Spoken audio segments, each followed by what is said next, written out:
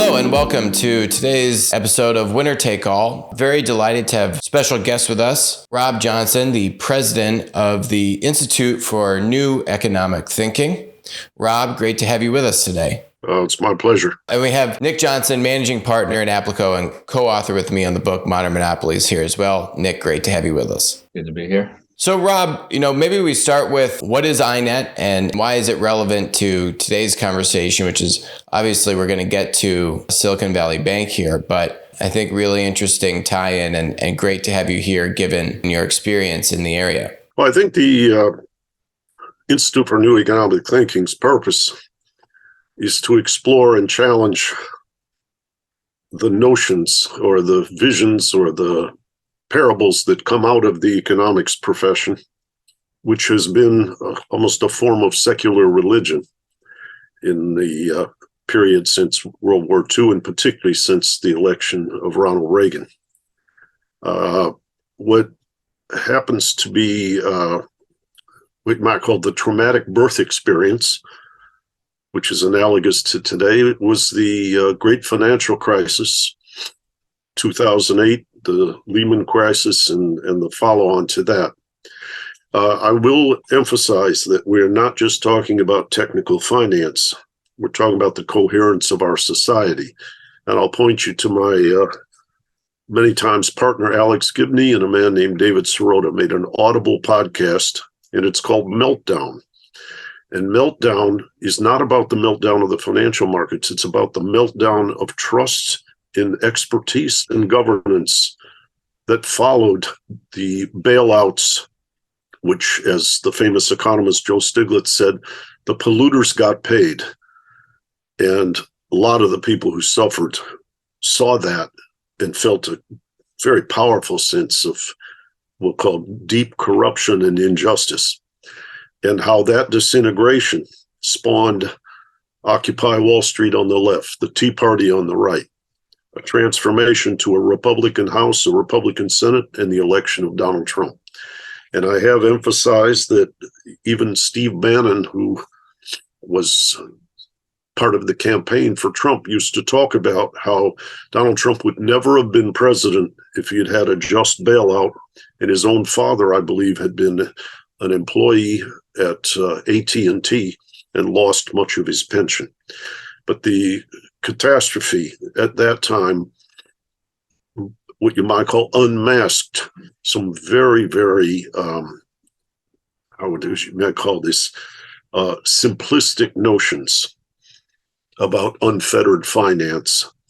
And there were people like our founding funder, George Soros, wrote a book, Alchemy of Finance. Earlier than that, a man named Frank Knight, Risk, Uncertainty, and Profit. And the notion of what's called radical uncertainty, something that Donald Rumsfeld referred to as a defense secretary. It's not only there are unknowns, there are unknowable unknowns in the future. And in that kind of context, what kind of behavior or logic can be employed to protect the platform of financial markets for the good of a broader society, not just for the, what you might call mother of all moral hazards, which is too big to fail banks taking too much risk and then getting bailed out. How does the past week's events line up against that rubric? At that time, I'll draw a little more focus on the first round, which is 2008 Lehman and the TARP legislation. It was very important, despite who created the problem, to stabilize the financial system. In other words, had they just allowed all the big banks to fail, we would have all go down the pipe with it. So you have to say, regardless of what mistakes were made in the past, what's the best thing to do now? But what I think now is, and we'll talk about where the fault lines were in a moment, but we've come to a place now where not only are the, how would I say, fault lines evident, and the need, as Treasury Secretary Yellen and President Biden and others talk about, have talked about guaranteeing the deposits so that we don't have a run on the banks. But we also have the hostility that Gibney and Sirota talked about in Meltdown right there. In other words, are we making the same mistakes twice? Well, it's just like the old time. First thing you got to do is stabilize the system. Then you got to learn the lessons that maybe we should have learned and didn't learn. But you can't just start frying people and engaging in divisive hostility, which is very present in our political culture right now, and let the whole system sink. And then the other dimension of this, which is newer in terms of its vitality or danger, is that the use of the dollar as the platform of global currency and particularly emerging market finance has created a very, very dangerous constellation of what you might call potential bank runs. If, as the United States is raising interest rates, as the dollar is getting stronger, the tension in a place like in Latin America or China or whatever, where many companies have borrowed in dollars and then transferred through foreign exchange market into their local currency. Let's just say money comes in through Hong Kong, which is pegged to the dollar, the Hong Kong currency. Then it's transformed into renminbi and deployed for development in China. When the United States starts raising interest rates and so forth, it creates what you might call a currency mismatch, where your liabilities are going up in value relative to your assets, and can create a collapse, a bank run and a collapse. So what I'm saying is this isn't just something in the continental United States. This is something that could propagate into Africa, lots of places in Asia and others, which have depended upon a dollar system, which is now in question. Yeah, so a lot to unpack there. Maybe we back up. What's your understanding of what really brought about the collapse of SVB? We have had very low interest rates for a very long time, and a very powerful, what I'll call tech sector momentum trade, where people got long stocks and got rewarded for it. But the funding costs were very low. Now, some things are not necessarily already in the stock market, as you guys well know. Some entities are hoping to go public at some point, but getting primary funding now at very low rates. A bank like Silicon Valley Bank is taking in money, taking in deposits, but essentially where they were, how would I say, storing their liquidity was in long bonds. Take in the money at zero, in those days investing it at 2.6%, and allowing people to do their transactions in that region, Silicon Valley or other regions that engage with their financial services. And everything's motoring along okay until when the Federal Reserve raises interest rates from essentially zero during the pandemic to 4 or 5%. Then the bonds start to sell off.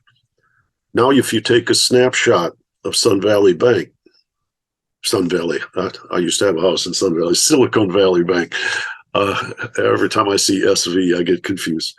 But Silicon Valley Bank, you take a snapshot, and what's happened is they got a whole lot of deposits. They have assets that if they sell them, since interest rates have gone up, they start accumulating huge losses. If they don't sell them, they say, quote, hold till maturity. They got to find a way of, you may call, stopping the run on the bank.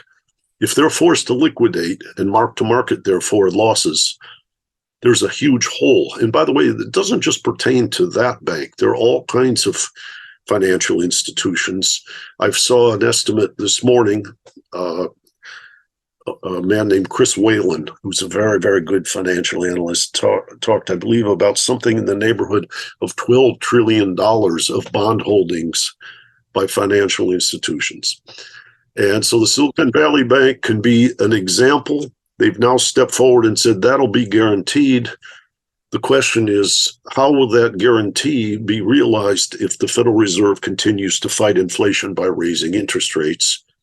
Or at some level, will the deglobalization that created the supply shock that created inflation now be offset by a recession in the West because the confidence in financial institutions will, how do I say, create a sense of investment caution and slow down our economy without needing to raise interest rates further.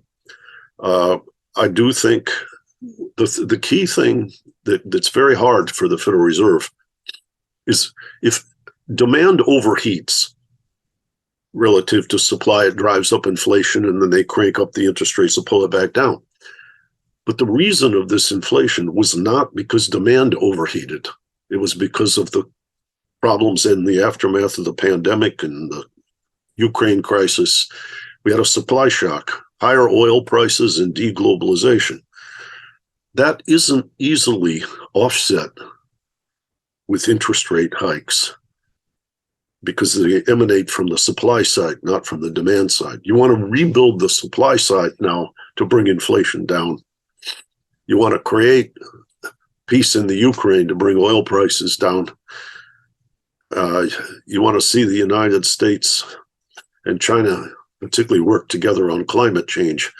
But the polarity, the adversarial chemistry, which has some deep philosophical basis, I'm not dismissing it, but to address what caused the inflation is not an overheating of demand or out of control wages. On the other hand, now that the inflation is there, people want to mark things up. They want to catch up with inflation. They want a wage adjustment, and it can take on a dynamic which has to be stabilized itself. But this is not easy and everyone's stupid kind of stuff. This is really complex, what I'll call yin and yang dilemmas about how to create the platform for a prosperous society. And if you said to me, what was wrong? And I'll say what was wrong is interest rates stayed way too low for way too long. People didn't want to get away with the good feeling of the momentum bubble. Well, no, I thought inflation was transitory. Yeah, and by the way, then the pandemic turbocharged it. In other words, had there been no pandemic, that might have been the time when the central banks were raising rates to stabilize things. But they had to go the other way.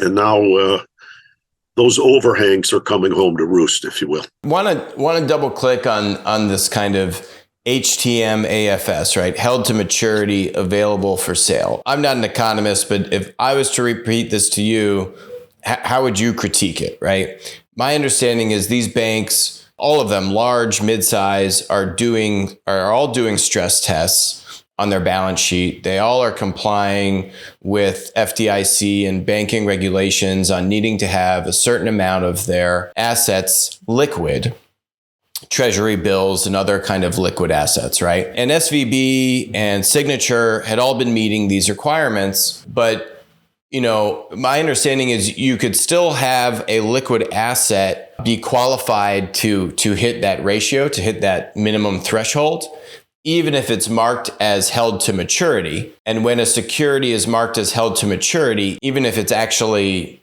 depreciated in value, you don't have to mark to market that loss because you're going to hold it to maturity. And there's a stat that more and more banks over the past 12 months have been marking more and more of their assets as being held to maturity, so they don't have to mark to market. They don't have to book these losses. So it seems like a little bit of a loophole. I don't know if maybe I'm missing that, right? If you can technically hold a short-term liquid asset but mark it as held to maturity, which means you're not going to sell it anytime soon. Don't those things seem to conflict? Or I'm sure I'm missing something. Like, what am I missing? And this problem, to your point earlier, seems to be present not just in SVB or Signature, but the entire US and really seems like global banking system, where there are a bunch of assets that have depreciated tremendously. And what do you do about it?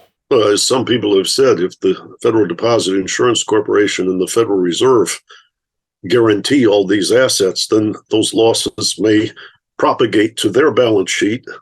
They then report to the Treasury, and then it's what I'll call a socialized loss for society. Now, that hurts if you're thinking about the future of public school education or addressing climate change or what other priorities we have.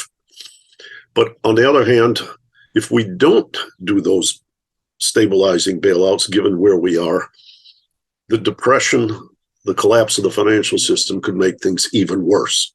So it may not be a happy outcome. It may be the best we've got. Now, going back to your mark to market, the idea that you can hold something to maturity and there won't be a bank run is a hypothesis. And you can say if all of that coheres and nobody ever runs on the bank, then you limp your way. These are not short-term assets. They're 2 to 5 to 10-year bonds. But the question then comes, does the Federal Reserve keep raising rates, which is, in a mark-to-market sense, downgrading those assets and expecting there to be no run on the system? There's a dilemma that they face. One is the goods market inflation that we talked about moments ago in the aftermath of the supply shocks and the oil prices. The second one is, do they accelerate the fear of bank failure on the part of depositors and provoke a run? And then if they do that, does the public clean it up to the detriment of all and the detriment of what you might call our capacity to meet future challenges? And I don't think there's an obvious answer or that anyone's stupid. I think we are cleaning up after interest rates that were too low for too long. And now we're in a place where what you might call the feel-good optimism. And by the way, there's some beautiful podcasts that I want to turn your audience onto. There's a man named Howard Marks, Marks, not like Karl Marx, but a different spelling. Brilliant man in understanding the psychology of finance. And he's got a podcast on all the major platforms called The Memo. There's a wonderful article right now by my board member at INET, Richard Vague, who's been a financier and been very involved in many things, including being a commissioner of securities and banking regulation for the state of Pennsylvania. Richard's written a book called, I think it's called The Brief History of Doom. It's about how you can see these things coming if you really are a financier. And he's got an article in the journal called Democracy right now about SVB and the ramifications, which I think is very mature and intelligent. So there are lots of ways to explore, but it's not what you might call obvious what to do, and we're not doing it. What might have been obvious, and I remember Senator Elizabeth Warren protesting this. She is among the most sophisticated people in the U.S. Senate about finance. She ran the Congressional Oversight Panel after the TARP legislation, and her knowledge, she's a lawyer from Harvard Law School, but her knowledge in that realm, regardless of what you think of other aspects of her politics, in 2018, when all kinds of banks, basically at 250 billion in assets and lower, asked not to be subject to stress tests and other things, she protested that legislation. It was passed despite her protests. And but how would I say? We have made mistakes, but what's the best we can do now is the way I would frame the question. You spoke on this issue, I think back when INET launched. I remember the 2010 inaugural conference. You had a presentation that you shared with Alex and I, where you spoke about what was the kind of the true nature of the bailout then, which wasn't just recapitalizing the banks, but also there are a few other things like guarantees on contingent claims, expansion of central bank balance sheets, and then also, which I think gets to the mark-to-market issue we were just talking about, forbearance on accounting standards, which lets you, for example, not mark down losses right away, which in the short term increases profits but socializes the risk.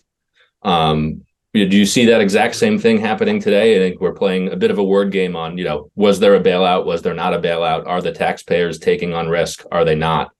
In the political sphere, how would you kind of characterize what happened here versus what happened in 2008-9? I would say that, as I mentioned earlier, the resentment of now and the socializing of risk is based on not having learned the lessons in 2008.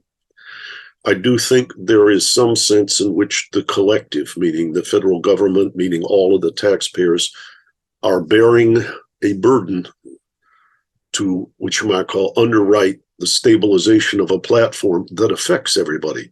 In other words, the polluters should have paid.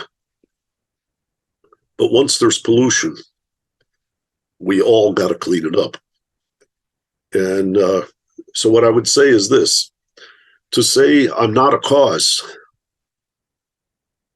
is correct for the average citizen, and they can be resentful of being taxed.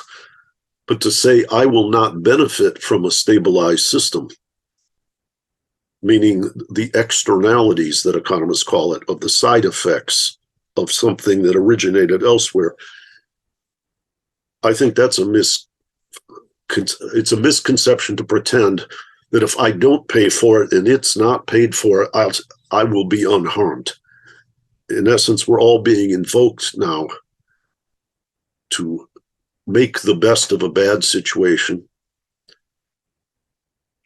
in a way that doesn't do us harm in the future. So some of our taxes, unfortunately, are being utilized, or our capacity to be taxed is being utilized to offset a danger that would affect you and I. So I don't know where justice lies in all of this. I thought the FDIC said this wasn't going to be paid by taxpayers. So I guess that's fake news. I think it's hopeful. What I would say, Marty Gruenberg and I worked together on the Senate Banking Committee. I think he's a good guy.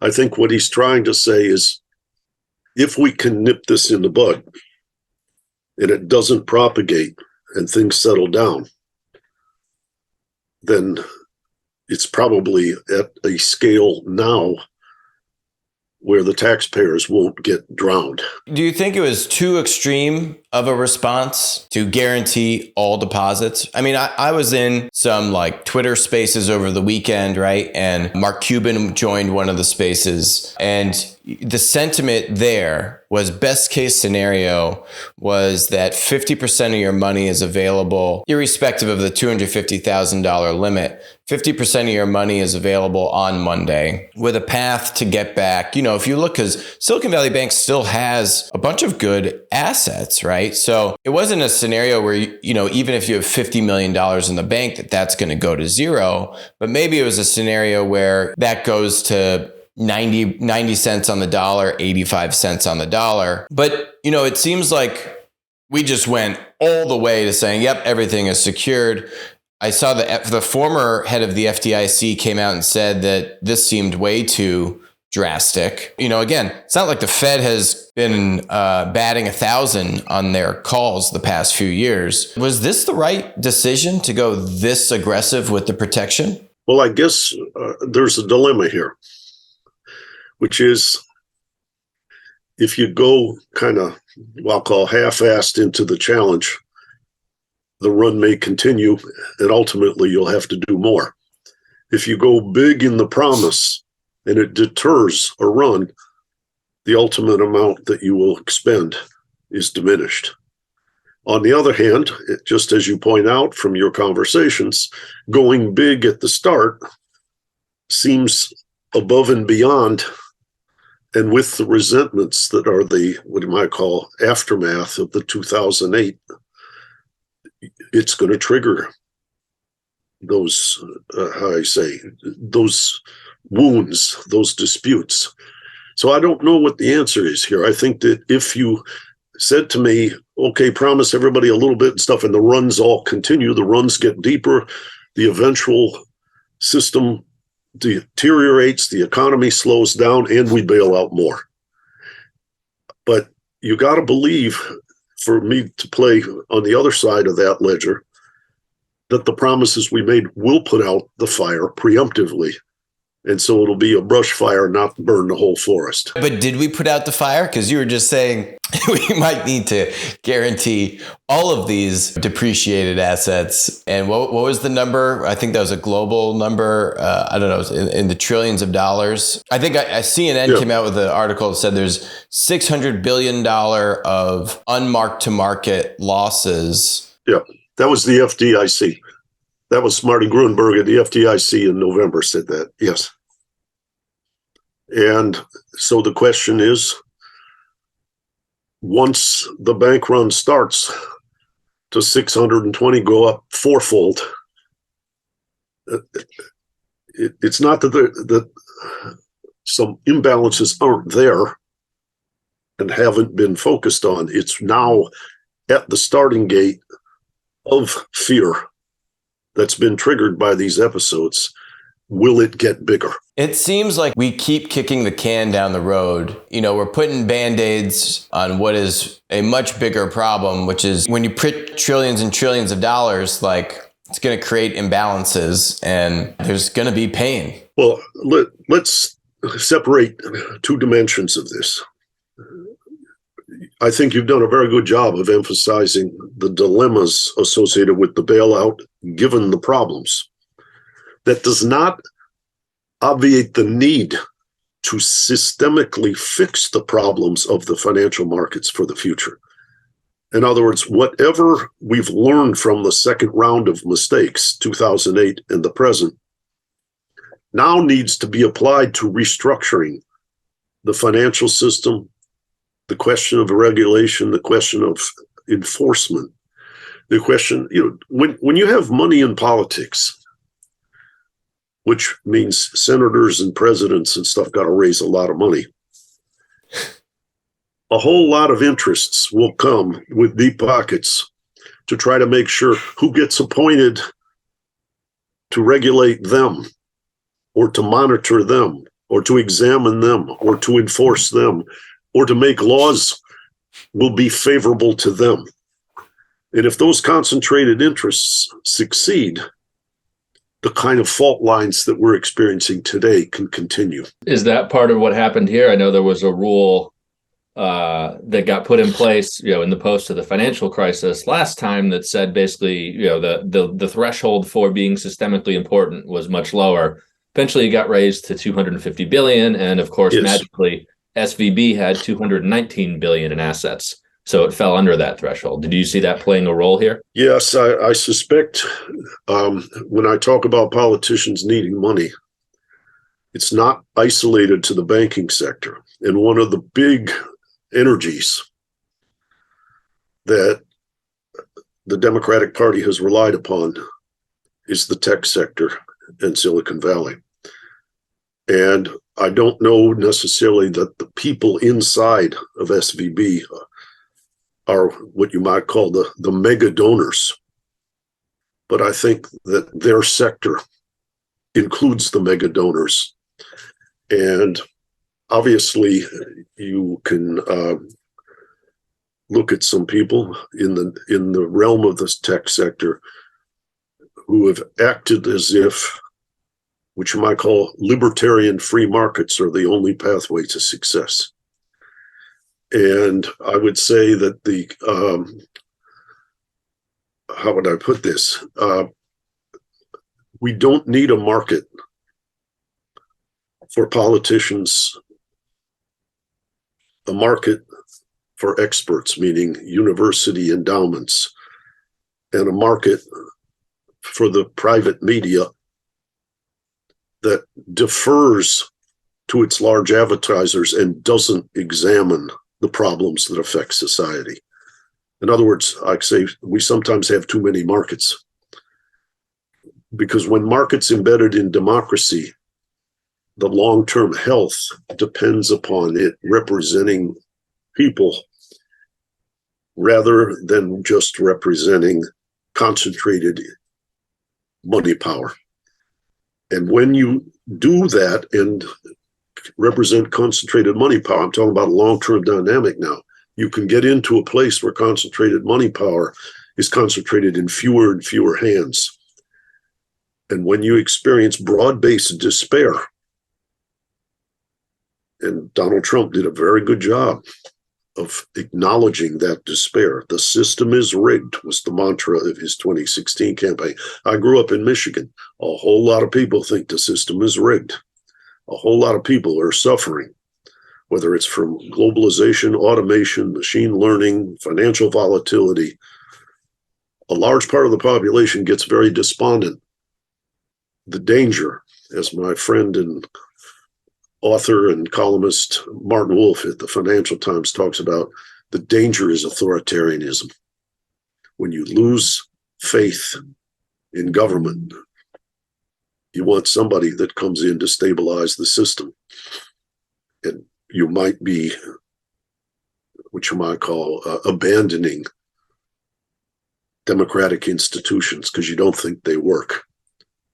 Do you repair why they don't work when I talk about money concentration, or do you just overthrow them in ways that are, what you might call, have very, very adverse side effects?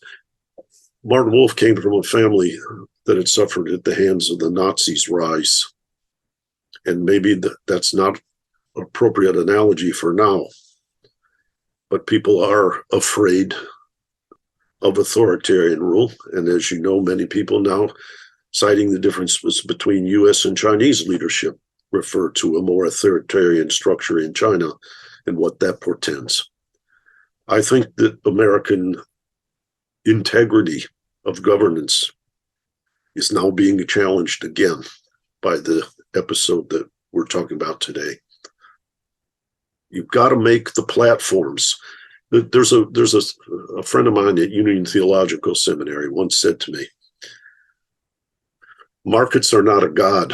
Markets are a tool to achieve the prosperity. And yes, there's a basis for believing in markets, but if you deify them, and there's a gentleman at Columbia University, Bernard Harcourt, who wrote a wonderful book called The Illusion of Free Markets.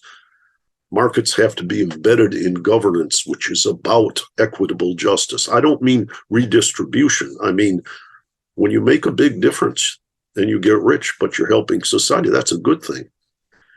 If you're making money from wealth extraction and you're destroying people, you're tempting authoritarian alternatives, and that's very dangerous. It's interesting. I mean, this isn't the first time this country has encountered any of the things that you just described, right? I mean, literally everything you just described, this country has seen it all, probably multiple times over. In these kinds of scenarios, I try and think back to other prior periods, and I think about, you know, like you're very familiar, Rob, with Volcker, and when he took over and had massive interest rate acceleration. Do you see parallels between now and then? Obviously, there's a bunch of differences, but where does your mind go when you think about past periods? Okay, well, we'll talk about Paul Volcker, who I knew and greatly admired and worked with closely in many different contexts throughout my life.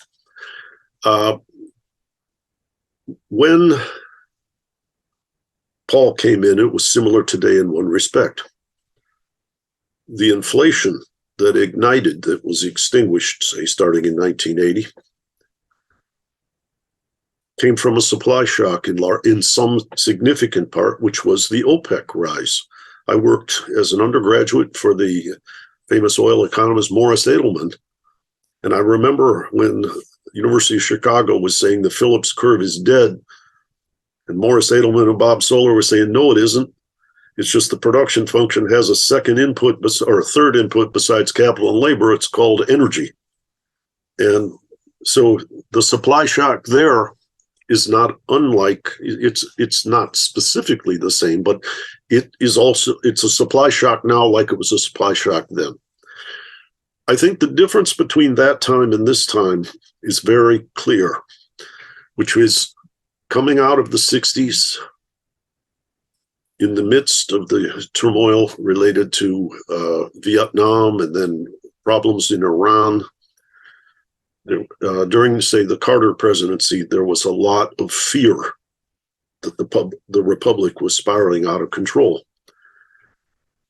But labor's share relative to capital's share was much higher, and unionization was much stronger.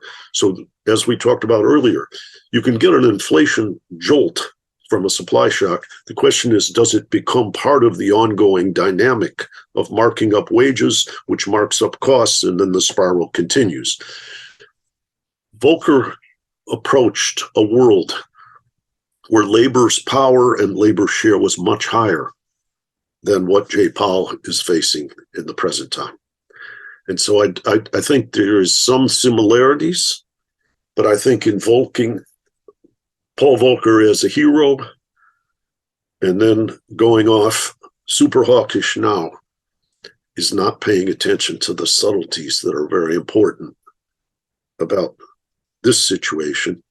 And by the way, Paul Volcker wasn't slamming the brakes on in the aftermath of quite such a big financial bubble as we've had since essentially 2010, since the reducing of interest rates to almost zero. Yeah, quantitative easing is a good way to put it. Yep.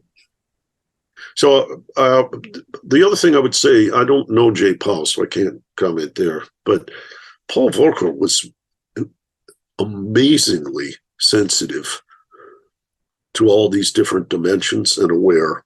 And number two, he wasn't a dogmatic economist who took out the kind of recipe book that INET was created to challenge.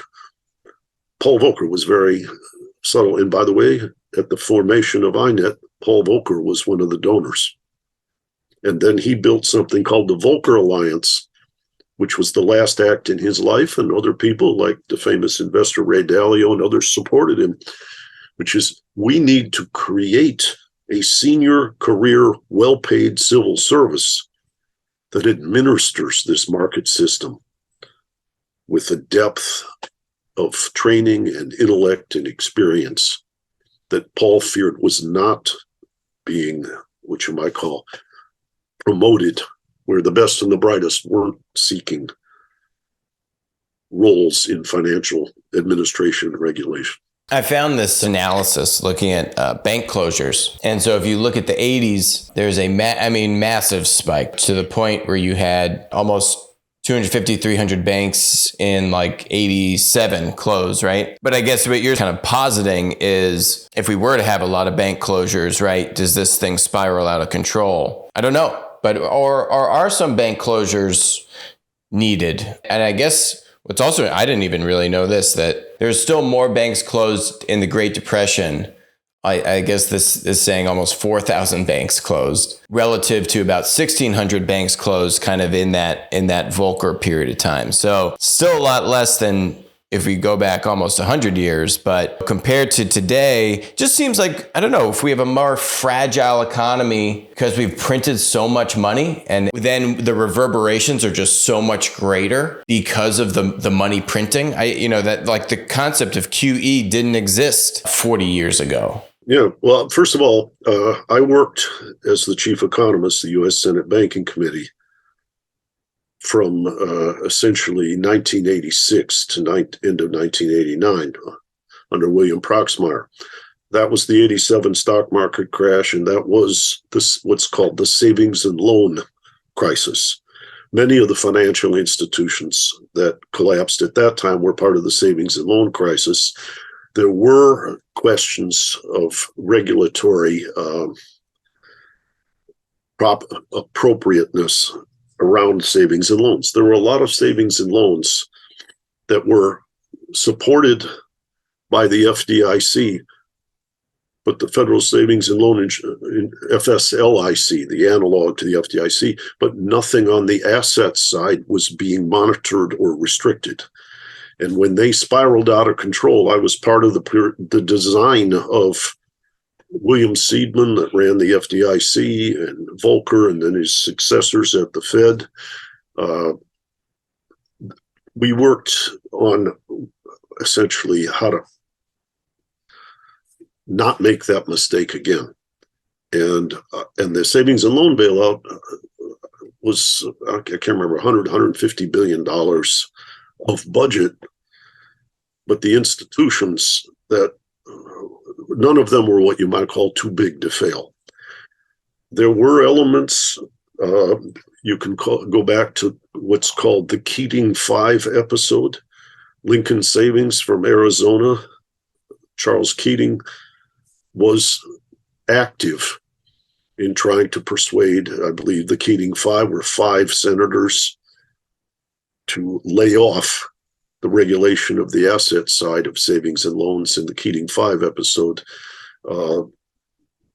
Took, how you say, put the zoom lens on that dimension. Maybe we didn't go far enough. And so years later, the Keating 5 episode is like 1988 to 1990. So you're talking almost 20 years later, those same kind of things that we saw. And Charles Keating's not alone. It's the, what you might call parable, the highlight reel of that time. But we started seeing that at the too big to fail banks in 2006, 7, and 8. And I guess it might be that this episode, if it doesn't turn into a broad-based run, is closer to the savings and loan structure than it is to the too big to fail structure. I mean, a lot of people now feel that the too big to fail banks are going to be the beneficiaries, because when there's fear of default, everybody will shift their deposits in under that umbrella because they believe they will be guaranteed. Yeah, Chase just got $15 billion in fresh deposits in a week, and I think Bank of America also. And the ones in trouble are the regional banks or the niche banks like an SVB. It seems like the ones that are winning, somewhat ironically, given that some of the the deregulation that was passed to in I think it was 5 years ago now, or 6 years ago now, was intended to help the regional banks and the smaller guys. And now it's put them at risk, which has swung the pendulum back in the other direction to the too big to fail banks, so to speak. Should we end on a positive note? Let's talk about the global knock-on effects you teased us with in the beginning here, so we can really project out what this doomsday scenario could look. Well, let's focus for a moment on Hong Kong.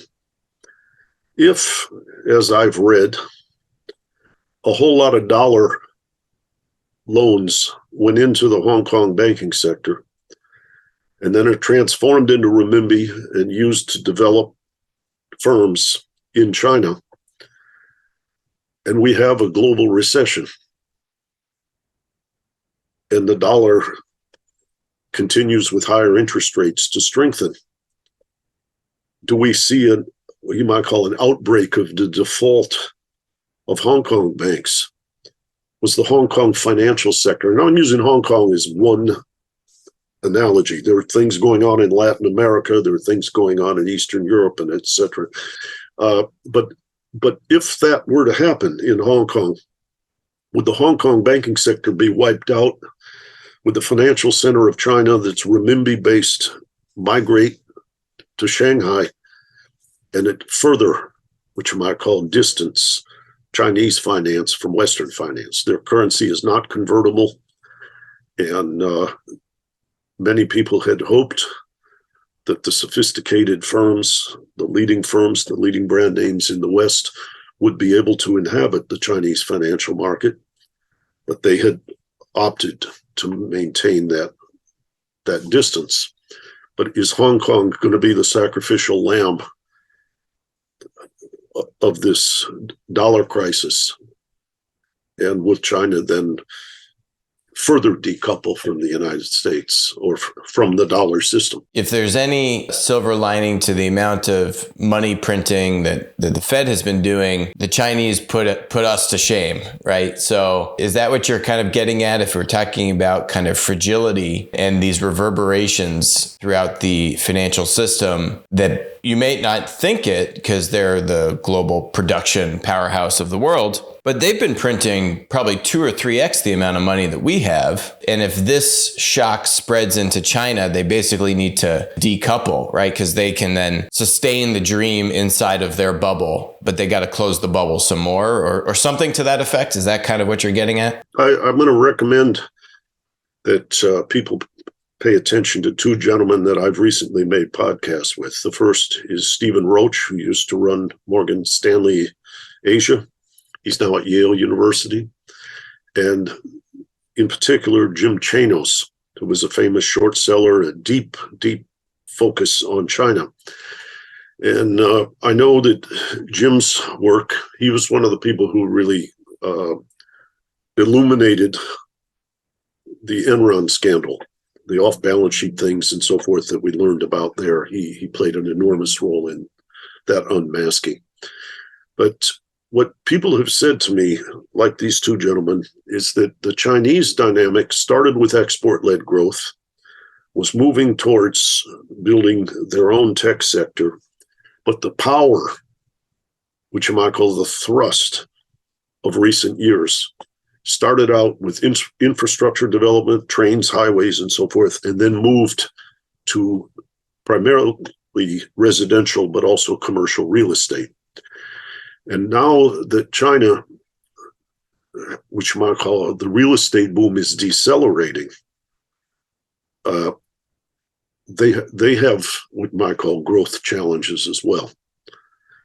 And whether foreign, which you might call cutoff, and having China be, I won't say a closed economy, that's not right, but having it being segmented, particularly in the financial sector, in this next phase, may mean that if they had a slowdown and they had a real estate crisis, an awful lot of the Chinese population would be, how would I say, subject to those losses, either as owners of real estate or as people seeking employment in a stagnant economy. So I think there are a lot of challenges in China as well. You mentioned the Chinese tech sector. What do you see as part of this crisis emanated from the slowdown of the tech sector, which drained the deposit base of SVB over time? What do you see as the impact of kind of how this propagated on the tech sector, both in the U.S. as well as globally, and then particularly China? That's a very powerful and important question, Nicholas. I would say that I've had meetings over the years with many of the leaders in the Chinese government, high-level officials, not Xi Jinping, but high-level officials. And many of them said to me, we are facing a challenge because the technological platforms provide a service, say like Amazon and Google and others, but they also create data, which what you might call can be an asset to the intelligence community, to the national security people. So the Chinese were very reluctant to open up digital commerce to the United States, being firms from the United States, private sector firms, that the Apple, Googles, and so forth, and then feel like they were being watched. Similarly, I think the United States. I know a lot of people when I worked in the Senate, primarily with Pete Domenici on the Republican side, who've been made very, very powerful careers in national security realm. And they talk about the concerns they had when they felt Chinese tech firms were coming to Silicon Valley to learn about and accelerate the diffusion of the knowledge about technology, which they could take back home, and that it would invigorate their national security apparatus. In other words, by not, how would I say, adhering to the national boundaries of the national security community, American tech firms were facilitating making China more dangerous.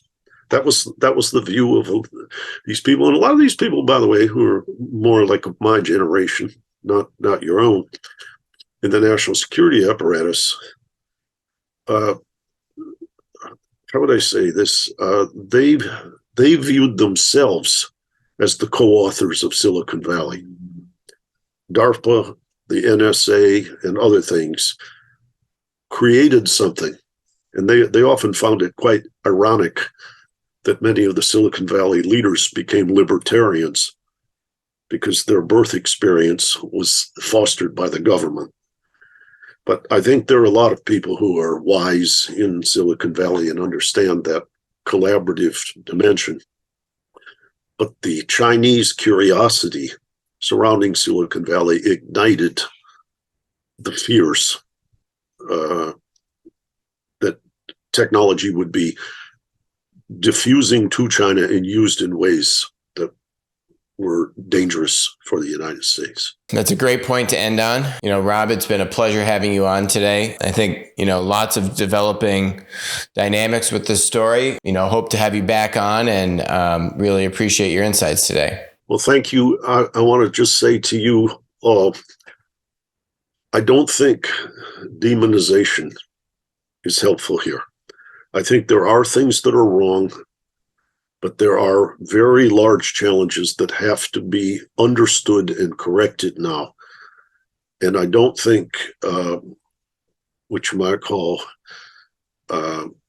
simplistic polarity and hostility within the financial sector, between sectors in the United States, between the US and China, the challenges on the horizon are enormous. And we have to diagnose things. My dad was a doctor. You got to diagnose things before you can prescribe a proper remedy. But doing the diagnostics is different than demonizing. And I really want to warn against demonizing.